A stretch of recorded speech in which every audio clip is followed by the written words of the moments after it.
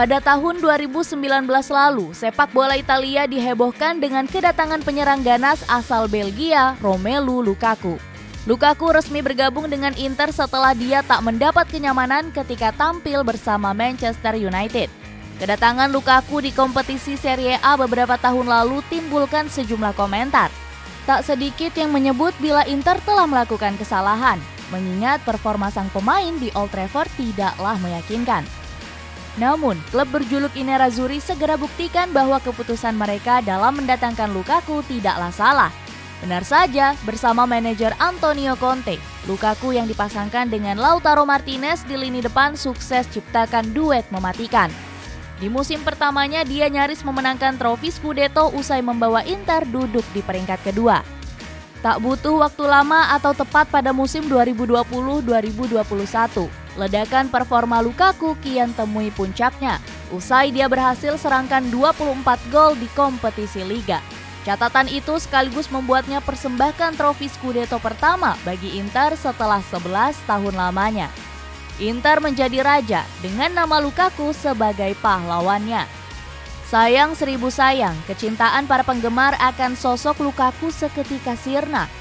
Usai secara mengejutkan, pria 29 tahun itu mengaku telah menjalin kesepakatan dengan Chelsea pada bursa transfer musim panas 2021. Meski Lukaku mengklaim dia akan selalu mencintai Inter Milan, kekecewaan para penggemar tak bisa ditahan. Mereka mengecap Lukaku sebagai seorang pengkhianat karena meninggalkan klub ketika mereka tengah membutuhkannya. Saat itu tepat pada Agustus 2021, kepulangan Lukaku ke Stamford Bridge resmi diumumkan ke publik. Dia yang telah menghilang selama 7 tahun lamanya gabung dengan Chelsea dengan mahar senilai 115 juta euro dan digaji 12 juta euro per musimnya. Angka yang terbilang fantastis untuk ukuran perekrutan seorang pemain saat ini. Terus mendapat makian dari seluruh penggemar Inter Milan, Lukaku tampak tidak mempedulikannya. Meski telah berkata maaf, dia menganggap bila Chelsea adalah klub idola masa kecilnya. Jadi, gabung dengan skuad asuhan Thomas Tuchel adalah mimpi yang selama ini dia cari. Perkataan itu pun kian membuat para penggemar Inter murka.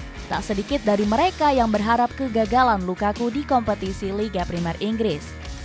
Benar saja, selayaknya doa kaum tersakiti yang hampir pasti dijabah, Lukaku mendapati karirnya di Stamford Bridge tidak berjalan sesuai rencana. Lukaku gagal tunjukkan performa gemilang dan disebut sebagai pembelian gagal The Blues.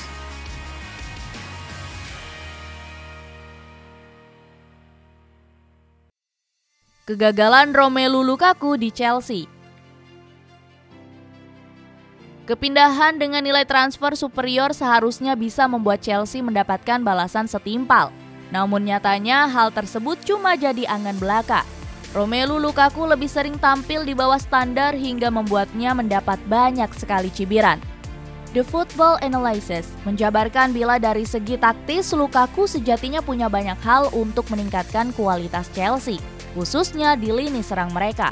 Kekuatan fisik, kecepatan lari, serta akurasi dan power tembakan membuat Lukaku layak disebut sebagai predator kelas atas. Belum lagi finishingnya yang sering tuai pujian, Lukaku benar-benar jadi sosok yang begitu pantas diharapkan oleh para penggemar tim asal London. Namun meski dia punya atribut sempurna untuk jadi penyerang ganas, musim 2021-2022 belum berpihak kepadanya. Terdapat sejumlah faktor yang pada akhirnya membuat kemampuan Lukaku tak mampu dimanfaatkan dengan baik. Pertama, Chelsea adalah tim yang mengandalkan penguasaan bola. Umpan-umpan pendek yang kerap diperagakan oleh skuad asuhan Thomas Tuchel membuat Lukaku tak memiliki banyak ruang untuk bergerak. Terlebih, bek-bek di Inggris memiliki kekuatan fisik yang tak jauh berbeda dengannya. Hal itu pun dinilai sebagai faktor yang menyulitkan pergerakannya. Tidak seperti saat bersama Inter di kompetisi Serie A, Conte yang banyak memanfaatkan ruang melalui serangan balik membuat kecepatan dan kekuatan fisik Lukaku bisa lebih dimaksimalkan. Faktor berikutnya adalah Lukaku tidak begitu baik dalam hal passing. Hal ini terbukti pada laga melawan Crystal Palace, di mana pergerakan Lukaku sepanjang laga benar-benar mengecewakan. Di laga itu Chelsea menguasai sekitar 57% penguasaan bola. Mereka memainkan setidaknya 500 operan sepanjang laga. Akan tetapi, hanya ada 7 bola yang mampir ke kaki Lukaku. Kemampuan passing yang dinilai kurang membuatnya gagal beradaptasi dengan skema permainan. Ketika sejumlah bek yang memiliki tugas membangun serangan tengah memegang bola, aliran serangan juga cenderung mengarah ke pemain lain, bukan Lukaku. Kepercayaan yang tidak terbangun secara maksimal akan sosok sang striker membuat mantan pemain Everton itu lebih banyak menghabiskan waktu untuk meminta bola ketimbang memainkan bola. Kemudian kemampuan duel 1 lawan 1 yang dimiliki Lukaku juga tak bisa dimanfaatkan dengan baik oleh kebanyakan skuad Chelsea. Hal ini berkaitan dengan perbedaan gaya bermain, di mana Lukaku tak memiliki banyak ruang untuk ciptakan peluang.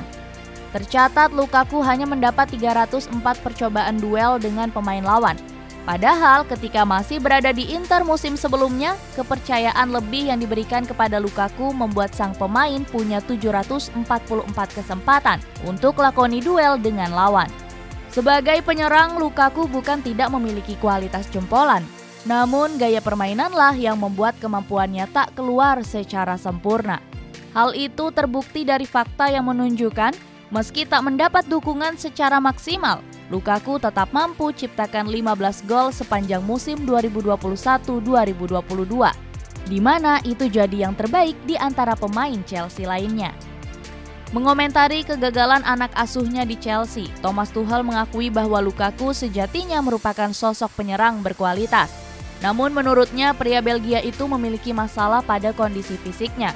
Saat berada di Chelsea musim lalu, Lukaku memang absen selama 3 bulan karena masalah cedera. Barangkali selain karena memang dia tidak cocok dengan skema Tuchel, masalah cedera juga membuat performanya alami sedikit perbedaan. Lain Tuchel, lain pula Capello. Sosok pelatih legendaris asal Italia itu menilai bila benar bahwa masalah Lukaku terletak pada gaya bermain yang berbeda. Lukaku dianggap sangat cocok dengan skema serangan balik Inter. Kecepatan dan kekuatannya bisa dimaksimalkan dengan sempurna. Berbeda dengan Chelsea yang membuat kemampuan Lukaku sulit dimanfaatkan. Lukaku sendiri memang merasa tidak betah berada di Chelsea.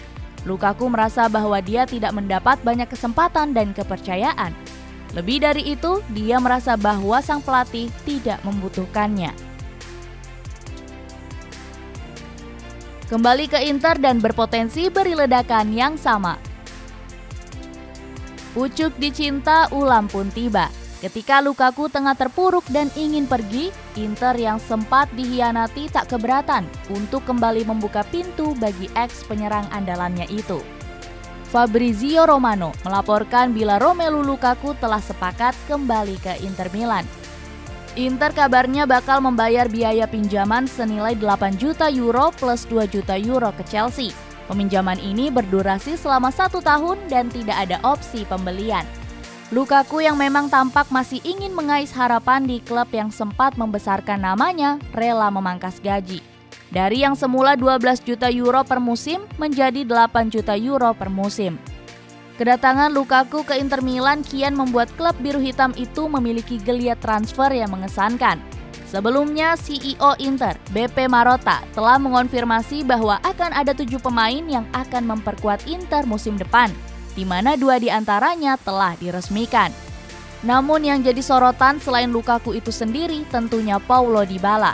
Ex penggawa Juventus disebut-sebut bakal bergabung dengan Inter dan siap menciptakan trio maut bersama Lukaku dan Lautaro Martinez. Dengan pengalaman bermain di Serie A, Lukaku dan Dybala diprediksi tak akan kesulitan masuk ke skema Simone Inzaghi. Untuk Lukaku, dia berpotensi jadi pilihan utama di lini depan dan diprediksi punya daya ledak tinggi, persis seperti saat berhasil membawa Inter terbang tinggi. Di bawah besutan Inzaghi, skema 3-4-3 berpotensi digunakan. 2 penyerang utama bakal diisi oleh Lautaro Martinez dan tentunya Romelu Lukaku. Kemudian di garis yang lebih dalam akan terdapat Paulo Dybala yang siap jadi penyokong 2 penyerang. Daya ledak Inter Milan juga kian sempurna ketika lini tengah bakal diisi pemain seperti Gosens, Brozovic, Barella, dan Dumfries. Sementara itu di lini belakang berpotensi diisi nama Bastoni, Bremer, dan juga Stefan De Vrij. Posisi penjaga gawang kedatangan Andre Onana tentu akan jadi pengganti sempurna Samir Handanovic. Dengan keberadaan mayoritas pemain yang sudah mengerti karakter Lukaku, Inter berpotensi merebut kembali gelar juara yang diambil tim sekota. Jadi bagaimana Interisti? Optimis menyambut musim depan dengan raihan banyak trofi?